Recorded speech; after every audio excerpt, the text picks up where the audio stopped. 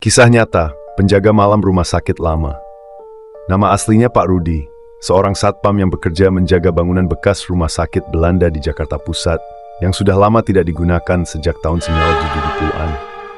Pak Rudi mulai bekerja di sana pada tahun 2012. Ia mendapat tugas jaga malam pukul 10 malam hingga 5 pagi. Awalnya semua berjalan biasa. Hanya suara jangkrik, angin yang berdesir, dan bunyi tikus yang berlari di antara dinding tua. Namun, pada malam ketujuh, sesuatu mulai terasa tidak wajar. Sekitar pukul 1.30 dini hari, Pak Rudi mendengar suara roda berderit, seperti suara kursi roda didorong di lorong.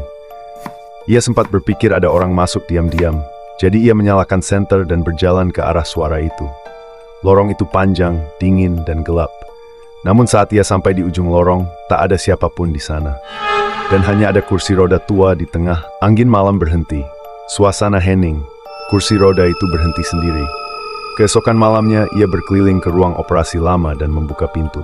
Lampu menyala terang, meja operasi tampak bersih, dan ada dua orang berpakaian dokter berbicara. Pak Rudi berdiri terpaku di ambang pintu. Salah satu dokter menoleh dengan wajah pucat tanpa bola mata. Dalam sekejap, semua lampu padam dan ruangan kembali gelap. Pak Rudi berlari keluar sampai jatuh di tangga. Beberapa minggu setelah kejadian itu, terdengar jeritan perempuan melahirkan. Jeritan memecah keheningan malam, tetapi setiap kali mencoba mendekat, suara berhenti, digantikan tangisan bayi yang samar. Anehnya, setiap pagi, ranjang besi di ruangan itu basah oleh darah segar. Malam terakhir bertugas, Pak Rudi merokok di luar dan melihat bayangan perawat masuk ke pintu utama. "Bu, sudah tidak boleh masuk ke dalam, ini gedung kosong." Namun perawat itu tidak menjawab. Ia terus berjalan perlahan, masuk ke dalam ruang operasi yang gelap. Dari jarak dekat, Pak Rudi baru sadar, wajah perempuan itu rusak separuh, seperti terbakar dan meleleh. Rumah sakit ini belum tutup.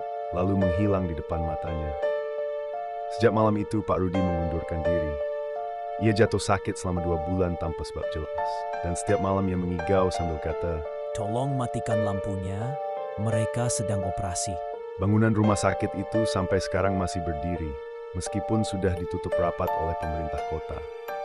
Warga sekitar menamainya Rumah Sakit Arwah, karena setiap malam Jumat masih terdengar suara roda kursi dan jeritan bayi dari dalam. Tutup videonya sekarang, karena katanya setelah cerita diput, satu arwah akan keluar.